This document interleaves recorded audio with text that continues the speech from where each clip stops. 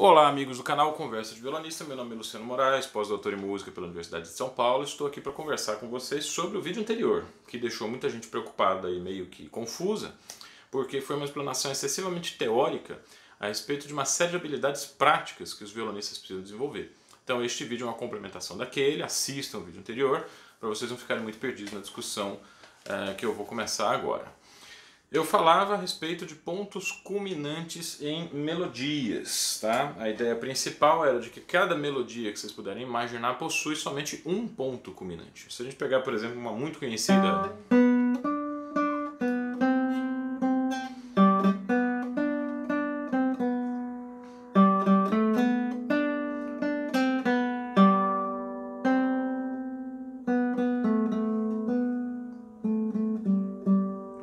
É uma melodia muito simples e muito amada também por todos nós. Ela é utilizada tanto nessa tonalidade quanto em várias outras tonalidades para fazer o processo de transição entre as primeiras aulas de violão e o que seria a aquisição de um nível médio, né, por parte dos violonistas. É muito utilizado em projeto social. Eu mesmo fiz a aplicação dessa melodia em aulas de música no projeto Guri.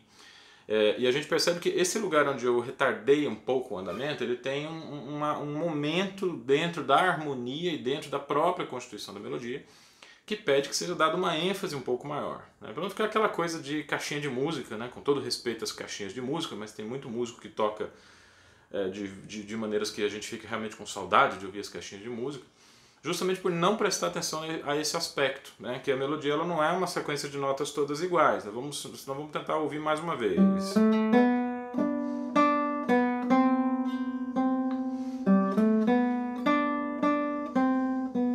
O que vem aqui?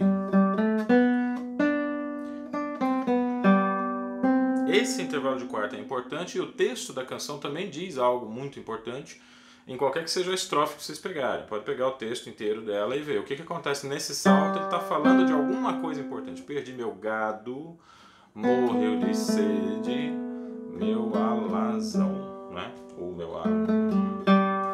A gente tem a necessidade de sentir que algo está sendo contado naquele momento. Isso gera a necessidade de uma ênfase maior a ser dada por causa também do texto, né? Mas o que eu tentei chamar a atenção no vídeo anterior é que essa razão não é só fornecida pela letra da canção. Ela é fornecida também pelo discurso harmônico da peça. Se eu estou em Sol maior, esse trecho onde eu saio da tonalidade principal e vou para subdominante não causa muitos problemas porque a gente está sempre nos graus principais do campo harmônico. Aqui acontece alguma coisa diferente.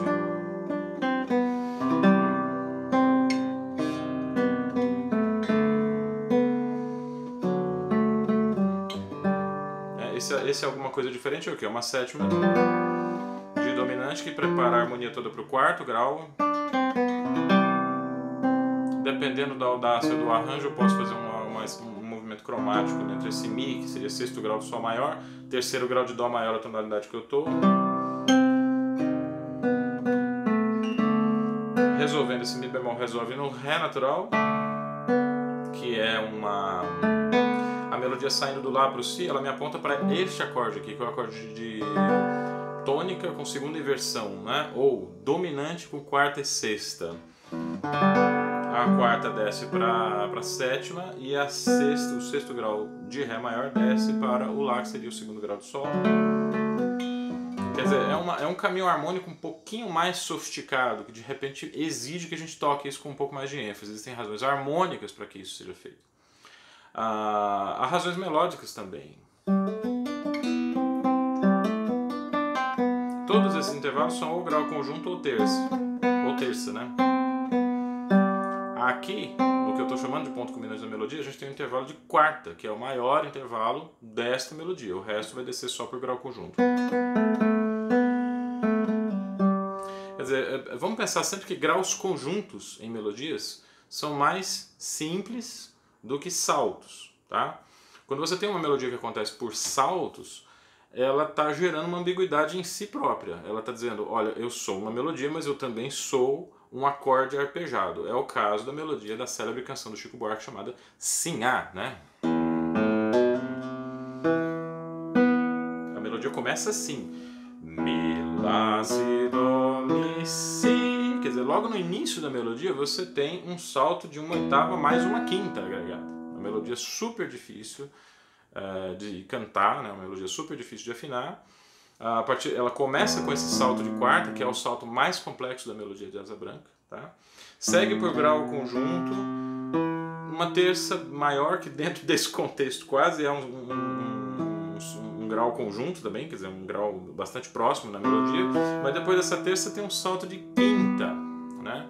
Que joga, exige da voz, assim, exige da pessoa que está cantando isso um exercício vocal de expansão da tessitura realmente brutal. Para o pessoal que tiver menos notas graves, é interessante tocar em Ré menor. Só que a gente tem essa consciência, né? O salto vai acontecer aqui. Lá, Ré, um salto de quarta, grau conjunto, terça, salto de quinta.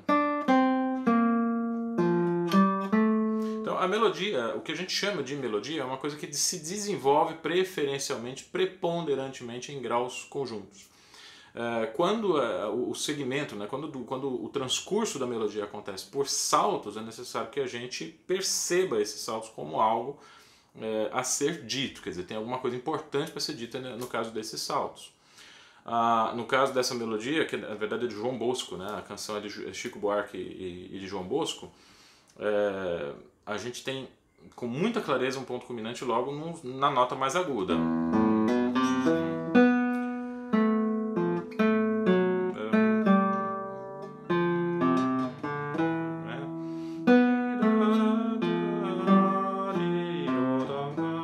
A nota mais importante seria esse cito. Na voz é muito fácil a gente recolher a dinâmica a partir do grau mais forte para uma situação em que a gente descansa um pouco a potência vocal e deixa o registro um pouquinho mais tranquilo. No caso da melodia de Asa Branca, né? Por falta d'água perdi meu gado, morreu de sede meu alazão. E aí está, nessa articulação entre a dinâmica e a compreensão estrutural da melodia, uma das razões expressivas, uma das razões pelas quais essa melodia soa expressiva quando é cantada por esse ou aquele cantor. Geralmente os cantores mais expressivos são justamente aqueles que criam essas diferenças de dinâmica entre as diversas melodias. Dentro do repertório instrumental, nós também temos exemplo célebre no Prelúdio 1 de Villa-Lobos. Uma melodia que começa com um salto, depois se encaminha como um grau conjunto até o ponto culminante neste Ré aqui. O próprio Villa-Lobos escreve nesse Ré ritenuto. Quer dizer, a gente peca muito por falta de compreensão da melodia. Os violonistas que chegam aqui simplesmente não fazem absolutamente nada com ela, nem do ponto de vista da dinâmica, nem do ponto de vista da agógica, né, que é o controle do andamento, essa variação do andamento a gente chama de agógica. Um pequeno atraso até retomar esse ponto culminante, retomar o acompanhamento depois do ponto culminante é necessário. Na segunda frase, esse ponto culminante sobe para a nota Mi.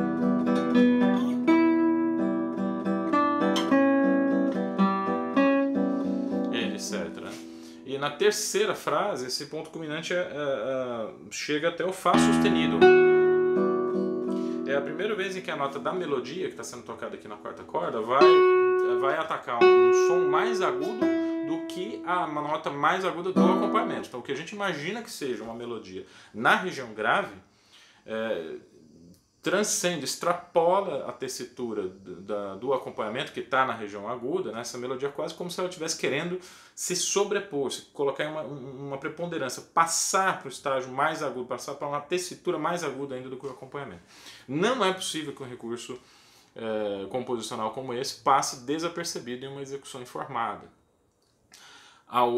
Essa compreensão do que é a melodia e de onde estão os seus pontos culminantes precisa receber uma atenção e precisa estimular uma resposta na dinâmica e também na agógica, certo? Vamos a um outro exemplo aqui, que é tirado deste livro que eu vou comentar, que eu estou muito orgulhoso. Acabou de sair a segunda edição do livro 25 Estudos Melódicos e Progressivos, Op. 60, de Matteo Carcassi, uma análise mecânica, uma obra de autoria de Kawan Canilla e Adelton Gladen. Essa segunda edição saiu com uma pequena apresentação minha, eu vou falar a respeito dela daqui a pouco, tá? Mas a gente tem aqui, vamos pegar por exemplo o estudo número 2, tá? O pessoal que tem esse livro já, porque a segunda edição significa que a primeira já foi esgotada. No estudo número 2 nós temos um movimento bastante direto, né? O Carcaça chama isso de estudos melódicos progressivos, mas eles têm uma base harmônica muito claramente definida, né? Alterna-se com tranquilidade aquilo que a gente esperaria de um enunciado, né, que define a tonalidade dentro do nosso sistema tonal. Ele precisa passar pelos graus principais da tonalidade, né? Então, primeiro compasso, primeiro quinto no segundo compasso, terceiro compasso, primeiro, sexto, né? Sexto grau com sexta, desculpa, na verdade, quarto grau com sexta, né? Ré menor com Si, depois Mi maior normal e uma projeção desse acorde de Mi maior numa região um pouco mais grave, tá certo? O próprio Carcaça, como grande didata que era, marcou a dinâmica, né, nesse estudo, recomendando que o violonista faça um pequeno crescendo a partir do terceiro tempo do primeiro compasso.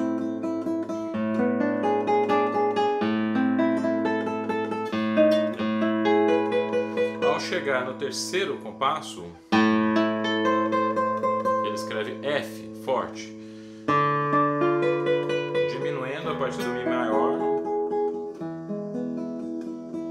O que os violonistas fazem nessa passagem? Tocam tudo forte como se a música não tivesse desenvolvimento. Quando a gente chega aqui, não tem o que fazer mais.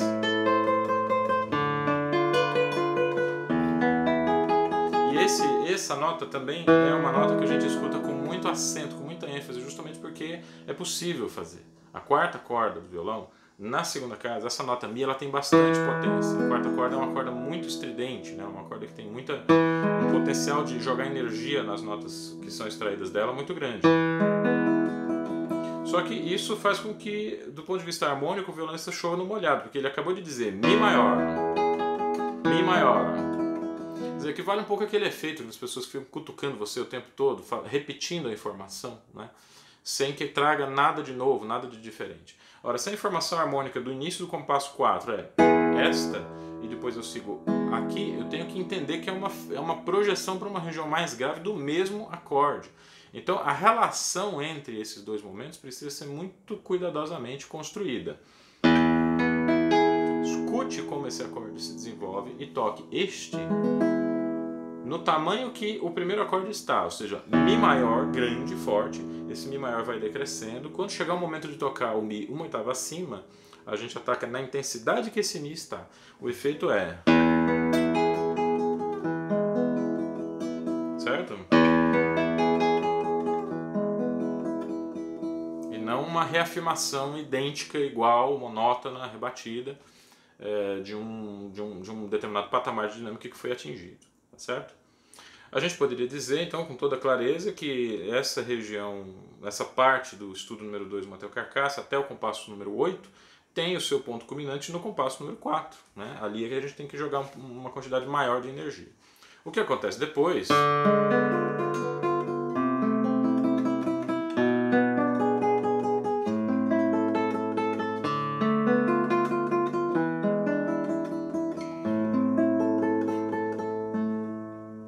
dinâmica mesmo, que eu tenho escrito aqui, é só P e PP, quer dizer, só piano e pianíssimo. No compasso 5 a gente vê um esforçando, que não é uma mudança de dinâmica. Esse é outro equívoco muito comum que os violonistas cometem. Quando a gente vê um sinal SF, né, quer dizer, esforçando, a gente entende que tem que jogar o máximo de energia naquela nota, espancar aquela corda para ela produzir o máximo de som. E na verdade não tem nada a ver com isso. Esforçando é um acento um pouco mais pronunciado do que aquela boca de crocodilo, né? Mas dentro da dinâmica que você está. Se está escrito forte, o esforçando vai ser dentro do forte. Se está escrito piano, o esforçando é dentro do piano. Então não se trata de você sair, por exemplo. O que seria então do compasso 7? Que a gente tem um esforçando decrescendo para o pianíssimo. Em um compasso você sai do mais forte possível ao mais suave possível? Não, não pode ser isso. Não é estilisticamente previsto, é uma coisa que não... Se o Carcaça quisesse isso, ele teria escrito 3 Fs e aí o decrescendo para o pianíssimo. Então é preciso que a gente atente para isso. Os sinais de esforçando e de reforçando, como é o caso no compasso 23 do estudo número 2 do Carcaça, são indicações de um pequeno inchaço na dinâmica dentro da própria dinâmica em que a gente está. Tá?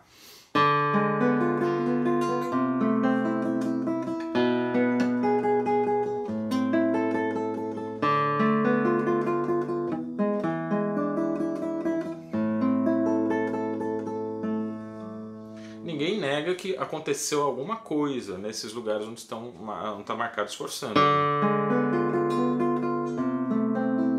Outro. Mais um.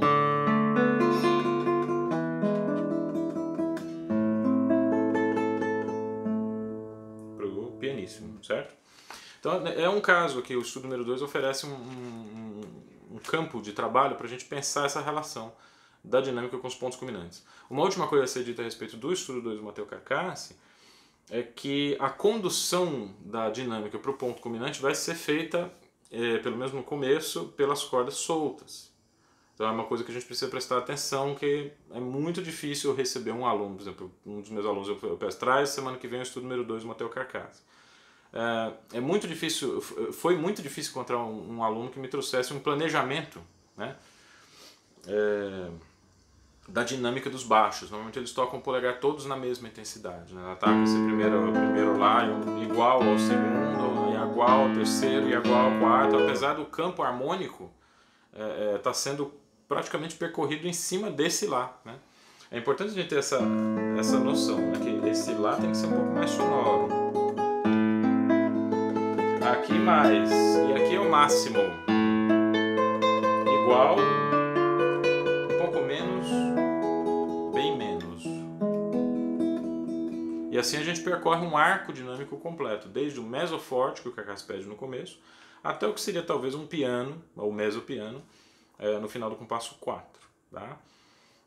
Isso é uma coisa que diz muito a respeito do violonista. Se ele toca todas essas notas iguais simplesmente porque é um lá, né? Ou se ele toca tudo suave simplesmente porque é um pedal, ele está contando para os seus ouvintes que ele não pensou no potencial que esse lá solto tem, essa corda, quinta corda solta, né, extremamente sonora, o potencial que essa nota tem de ajudar a conduzir a dinâmica da peça. Tá? Vamos pensar agora aqui no estudo número 3 do Matteo Carcassi. A gente começa com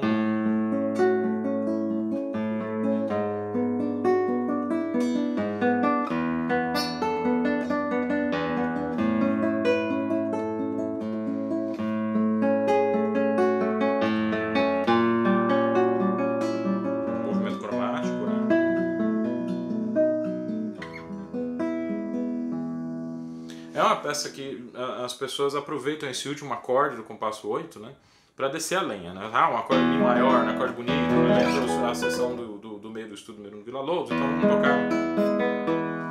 Esse acorde vai soar mais brilhante naturalmente do que este do compasso 7. Por uma razão muito simples, o compasso 7 só tem cordas presas e o compasso 8 tem cordas abertas. É possível fazer com que esse som soe muito mais brilhante, mais extrovertido do que um acorde fechadinho aqui.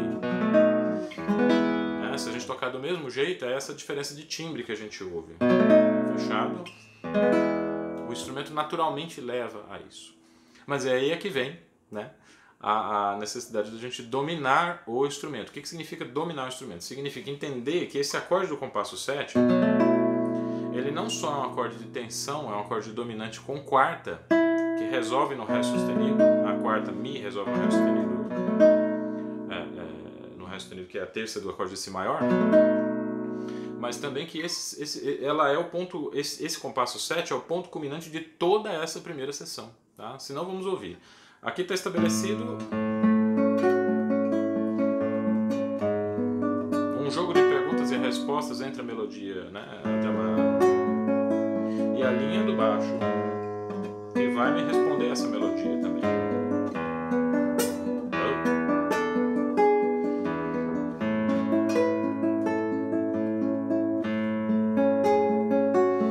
Movimento cromático. Cheguei no ponto culminante, relaxo, resolvo. Essa resolução, se eu deixar o violão cantar sozinho, aquilo que ele é capaz de fazer com o que o violão é capaz de fazer com esse acorde, eu simplesmente mato totalmente esse discurso de arco, né, que vai de um meso forte, de uma dinâmica mais mediana, até um ponto culminante dessa melodia e a sua resolução no acorde de Mi maior, que é o acorde de dominante. Quer dizer, esse estudo termina a primeira sessão com uma modulação para o quinto grau, né? Então como organizar isso? Antes de mais nada, não tocar muito forte o começo. Deixa a energia para o anular, que é onde está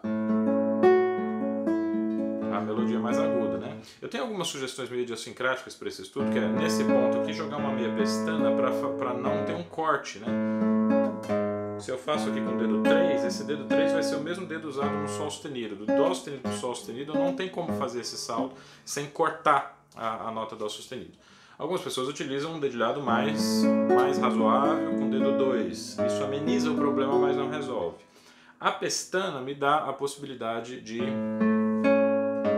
deixar o Dó sustenido suando até a hora de tocar o Sol sustenido, tá? Mas ela também cria um problema de ajuste, assim. Tem gente que tem muita dificuldade de fazer meia pestana, na meia pestana deixando a primeira corda livre. Isso não é uma coisa... Se bem que eu acho que os violonistas precisam aprender a fazer isso, não é uma coisa tão complicada.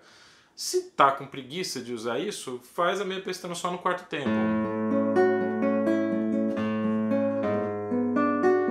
Requer um pouquinho mais de atenção e de agilidade, mas funciona do mesmo jeito. Mi maior, com o Lá que vai resolver no Sol sustenido. Aqui começa o crescendo para valer. No compasso 5, né? Tem uma pestana na segunda casa, dedo 3 para o Sol sustenido que resolve no Fá. Aqui vem outra sugestão. Se eu toco a pestana até o fim do compasso, eu tenho que cortar esse Dó sustenido para pegar o Lá sustenido no compasso seguinte. Soa como um soluço, né? Como se eu estivesse falando uma coisa e uma necessidade de respirar me bloquear essa frase. Vamos ouvir mais uma vez.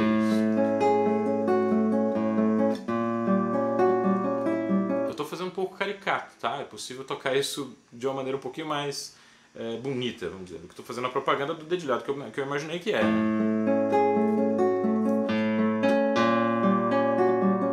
Certo? Que ele me permite uma liberdade maior, esperar um pouco mais de tempo, sem nenhum corte entre o Dó sustenido, que agora está sendo tocado pelo dedo 3, com o dedo 1 completamente liberado para atacar o Lá sustenido aqui.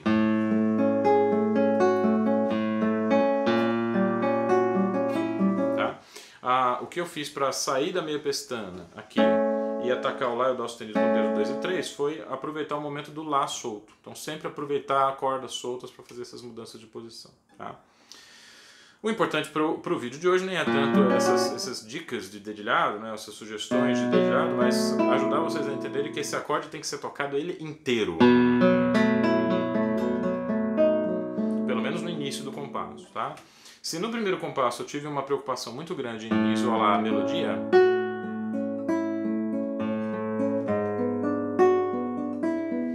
tocando o indicador médio mais suave que eu posso, o anular tem mais peso, ele vai dar mais energia para essas notas, né?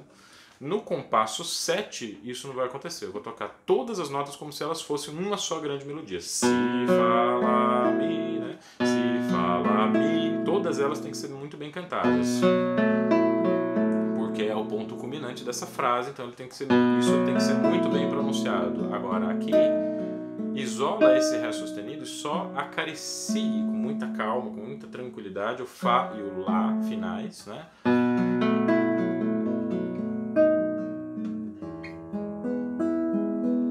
E o resto dessa sessão ajam como se vocês estivessem andando dentro de um quarto onde tem uma criança dormindo que não pode ser acordada, porque às vezes os bebês precisam ser acordados. Não é esse o caso, a gente precisa deixar o bebê tá dormindo, deixa dormir, né?